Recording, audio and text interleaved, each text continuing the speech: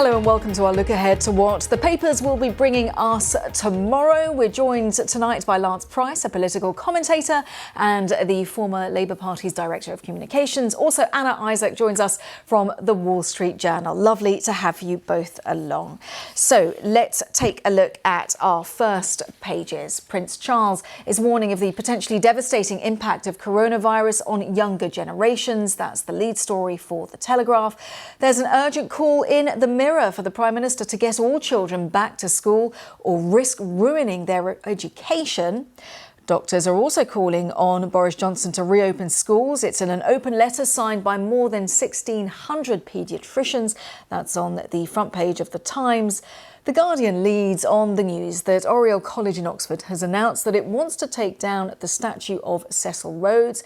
And according to the Eye, the triple lock pledge on pensions is at risk, and this is due to the large increase in spending during the pandemic. The same story making the front page of The Express, which says that millions could be worse off if the triple lock guarantee is axed. And finally, the Financial Times reports that the US has upended global digital tax plans after pulling out of talks with Europe. So we'll pick up on some of those front pages with our guests, and let's begin with The Guardian. The Rhodes statue, this campaign, Rhodes Must Fall. We've got a confirmation now that Oxford University's Oriel College has voted in favour of removing its statue. It's of the Victorian imperialist Cecil Rhodes. And of course, this has been, Anna, a long time coming.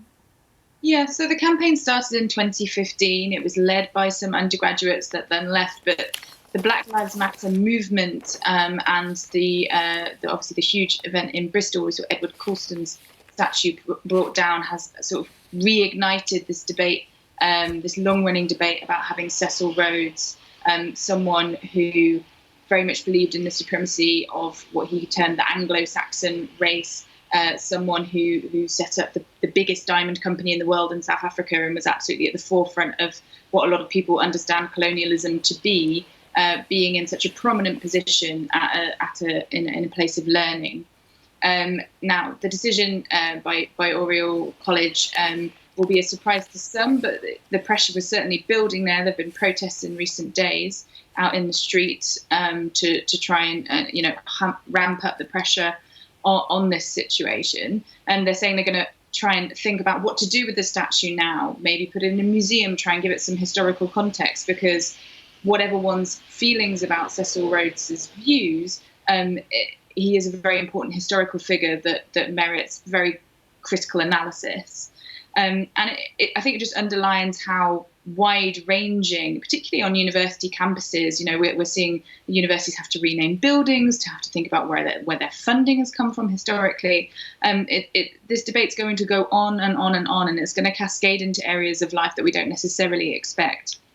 And they also, Anna and Lance in particular, they're talking about a commission to be set up to deal with the issue of Rhodes's legacy, and also to crucially improve access, Lance, for the Black community and Asian and ethnic minority community to go to these colleges to get this kind of level of academic excellence that ideally everyone aspires to. Yes, indeed. And as you might expect from an Oxford college, they're trying to insist that this isn't just a sort of knee-jerk reaction to what's been happening on the streets in the last few weeks and days, but that they've spent a long time thinking about it. And indeed, they have, because it has been brewing for a long time. And I think the issue of the statue clearly is of great importance to a lot of people, a lot of students and a lot of tutors as well. But far more important, I think, is the second part of what you said that they announced, which is that they are going to take a very long, hard look, not only of how the college's history is compatible with its modern-day commitment to diversity and to a good education for all, regardless of where they come from, but also looking at ways in which they can make it easier for people who come from deprived backgrounds, particularly BAME people, to find their way to Oxford. And Oxford has had a problem with that for many, many years. And Oriel happens to have a statue of Rhodes above its front door. But all colleges in Oxford are going to have to address this issue going forward. And I think it's very important that they do. Now, one statue on the picture on the front page of the Daily Telegraph is Sir Winston Churchill. This one had been boxed up to protect it. It's in Parliament Square. It's now being, that encasing is being removed, as we can see there, ahead of the French President Emmanuel Macron's visit on Thursday. So a slight difference, because, of course, there was concerns that Sir Winston Churchill's statue, Anna, could come under attack. It had been defaced. Yeah, Churchill's obviously a very complicated historical figure in terms of his relationship with racial politics, his involvement with the Boer War, which fewer people remember when they think about his involvement in, of course, Second World War. So he's a complex figure. I think it's very unlikely in the case of Winston Churchill, given his involvement in huge historical moments like the Battle of Britain, that he will be that statue will be removed. But when you start to sort of move into figures that people have that real resonance with, some people won't know who Cecil Rhodes is. People do know who Winston Churchill is.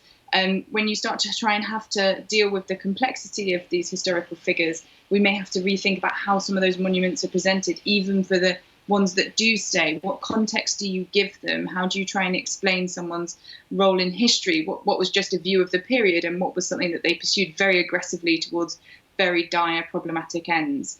And how do you make a country more representative of what it is now and what it used to be, whilst not making people feel completely alienated and like they can't be part of institutions like Parliament, which is where that statue is with Winston Churchill, and like, our seats of learning like Oxford University, that wants to welcome in more students of colour, particularly from the black groups, which have been chronically underrepresented in the university. They can't do that at the same time as being seen to celebrate these figures from history that were oppressive for people. Black students know that history, they feel that history when they walk in.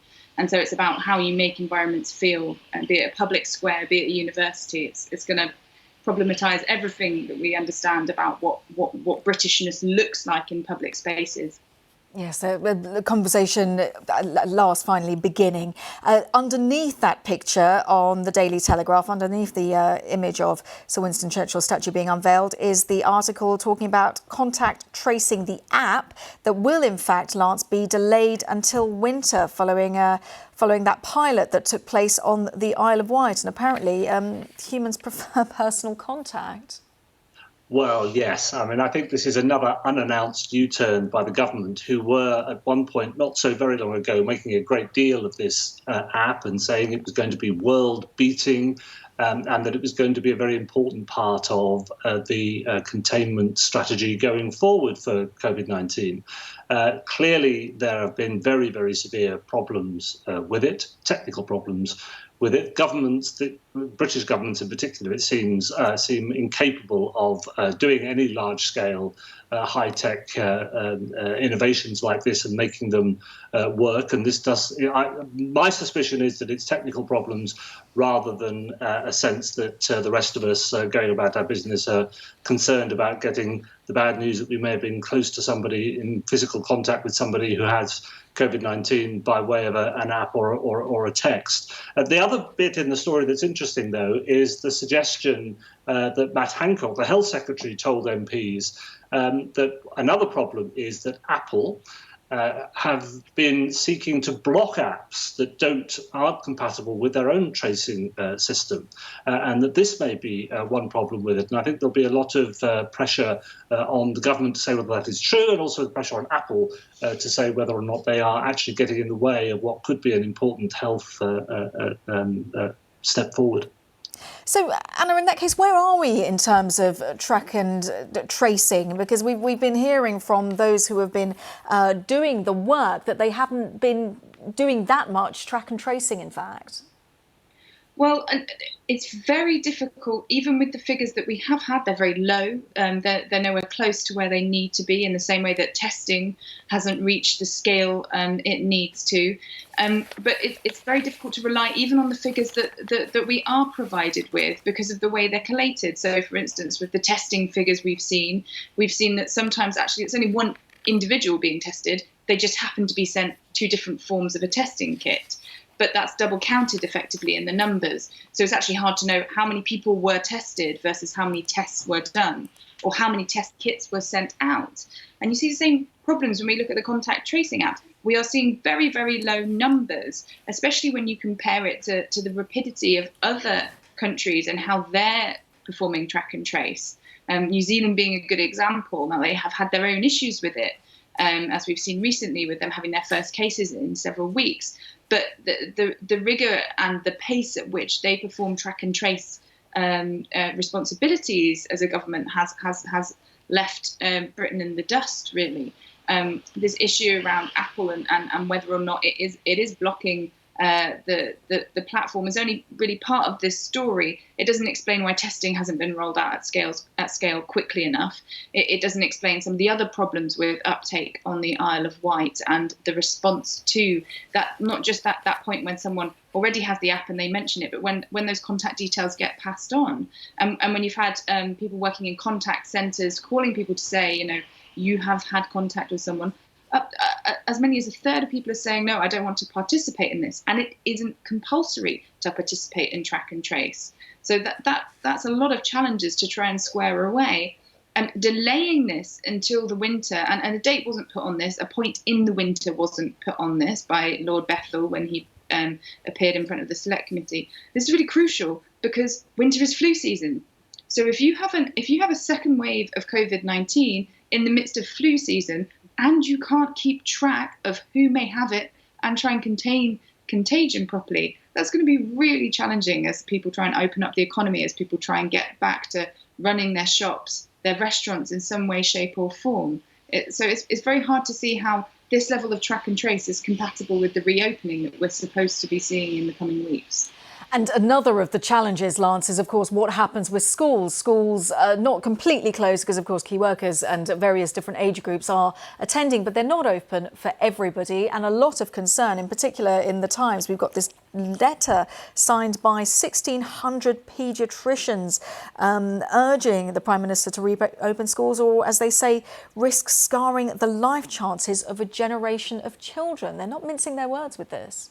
No, they're not. And there's a lot of focus in the papers tomorrow morning from different angles on the whole issue of schools and children and children's education and the way in which they are suffering as a result of this, not suffering health consequences, but suffering life chance consequences because their education is being disrupted in this way. I think this is the first letter that's ever been organised by the Royal College of Paediatricians and Child Health, and they absolutely don't mince their words. They say that that there is a real threat to the future of the particular kids who are suffering at the moment from a lack of education, and they want to see it addressed. And the pressure is definitely building on the government around this. It's become something of a political football. It was raised at Prime Minister's questions in the House of Commons today, with the Prime Minister trying to somehow blame the Leader of the Opposition, the Leader of the Labour Party here in the UK for not urging the health unions, the teaching unions,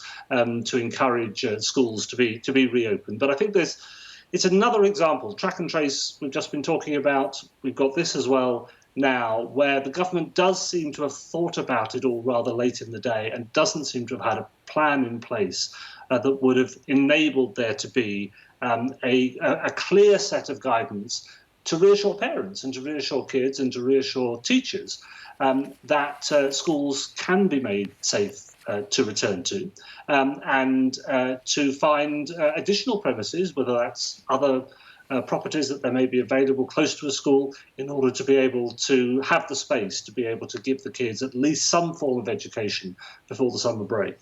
And that's exactly something that's touched upon by the Daily Mirror in their campaign, the Mirror campaign for kids, get them back to school. They talk about this idea of urging the Prime Minister to find alternative class space, to fund extra teachers. I mean, anybody with children in a school knows how oversubscribed schools are, how crowded they can potentially be. So this finding alternative class space, Anna, it's not going to be easy. This needs a lot of logistical planning if it's to happen.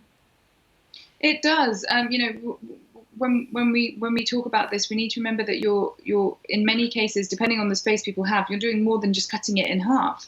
So, do you have a blended system? Now, this has been a sort of matter of debate recently in Scotland because there's been some disagreement apparently in terms of wording as to whether or not there should be a long-term blended system whereby you have students going in for a day, 2 days a week. The rest of the time they're learning from home, and whether how long you keep that up for, or whether you try and move as quickly as possible to having students in full time. But we're seeing as they gradually bring back some students to primary schools, the challenges with the confines of space, but also with the responsiveness of children to be able to understand that you can only learn either in a very small group or you have to be very careful about social distancing. And then you also have the logistics of, okay, well, you can try and set up the classroom so that you've got space in the classroom itself. What do you do about the corridors? What do you do about bathrooms? What do you do about transport, the school bus? How does that work throughout the day? And it's a very anxious time for a lot of pupils at the moment. You know, they should be sitting their exams. They should be getting those key qualifications to try and go on to their next stage in life. And instead, they're being met with, well, you might have 1 or 2 days at school a week if we can manage that maybe by September. And that uncertainty is very challenging. Yes, it certainly is for children, parents, also for the teaching staff as well. The Financial Times, Lance, it reports that the US has upended global digital tax plans after pulling out of talks with Europe. So retaliation if tech groups face EU levies. Talk us through this spat. There's been a recognition for a long time that no individual country can deal with the problem of high-tech companies, whether it's Apple or Facebook or Google or Amazon, not paying their due taxes where they should be. So they want there to be some form of regulation. Individual governments have all felt that, but they've also recognised that if they're going to do it, they have to do it collectively. There has to be an agreement, certainly amongst the larger economies. And they were making some progress on all of this, but suddenly the Americans have decided that they don't want to play ball, and they have pulled out of the talks. And obviously, without the Americans involved, it's very hard to get an agreement anyway. But if the Americans are also threatening retaliation against the European Union, if the EU collectively were to take action, that obviously poses another real problem for governments outside the United States. And it comes at a curious time, though, of course, because back in the United States, President Trump is now having a run-in with some of those companies, with Twitter and with Facebook, about whether or not they're seeking to, as he would put it, censor him or put warnings on some of his tweets that they shouldn't be taken at face value. So it may be that this is not the end of the story, and that the Americans will at some point be back in. But it's an important issue that has to be addressed. But we've seen the way in which the Americans have pulled out of other important international discussions, whether it's over Iran or more recently over the World Health Organization. It's a symptom of the kind of dysfunctional White House that we have at the moment, and it's one that causes immense disruption. And let's end on the Times. We've got footballers leading the way in so many different ways. Of course, we've been listening to Marcus Rashford changing policy on free school meals. The front page on the Times showing footballers, the English Premier League, making a comeback, but they're also showing a sign of respect and solidarity with the Black Lives Matters movement, and also a moment's silence for all of those who have died from coronavirus, Anna. So we've got the Premier League leading the way. Yeah, so it's a strange sort of initial step towards some semblance of normality, I guess, for some people. I mean, the lack of sports fixtures for a lot of sports fans, especially when some people have, so many people have been on furlough and there's been, not an awful lot to do. Not even being able to watch sport has been a massive thing. So there was a lot of excitement before this game, which unfortunately ended in a draw, which wasn't the most exciting outcome for a lot of people watching. It also had the option to have some kind of canned crowd noise if you want to try and overlay a bit of atmosphere to try and make it feel more normal. But I think what's important about the image that's been chosen here is it shows how radical some of the things people have been having to deal with recently. The scale of the Black Lives Matter protests around the world, the scale of the deaths, of tens of thousands of people dying from this virus. When you think of the last match being played in March, and here we are in June, the world really has changed. People's feeling of being able to divide the personal from the political has changed. When it comes to the inequality, combating the coronavirus, people's likelihood of dying depending on their housing situations, depending on their racial background, because that feeds into wider social inequality often. And when we look at the relationship between people and the police in so many different countries, where they feel, and evidence shows that they are discriminated against because of their racial background, it's happening at a scale that's very hard to ignore anymore. And whereas you had seen historically a lot of tension between people that wanted to be more politically vocal but felt like they couldn't because of their position as professional sports people, now that's very different. There is a sense that they can join the Copernics of this world, and they can take the knee, and they feel obligated to take the knee, and it's accepted that they will be able to express their political views as well as on the pitch being that professional sports person. Anna and Lance, on that note, we're going to leave it there. Thank you so much for joining me tonight to talk us through the first editions of some of the front pages. Thank you. And thanks, of course, to our viewers as well for joining me and my guests. We'll be back tomorrow.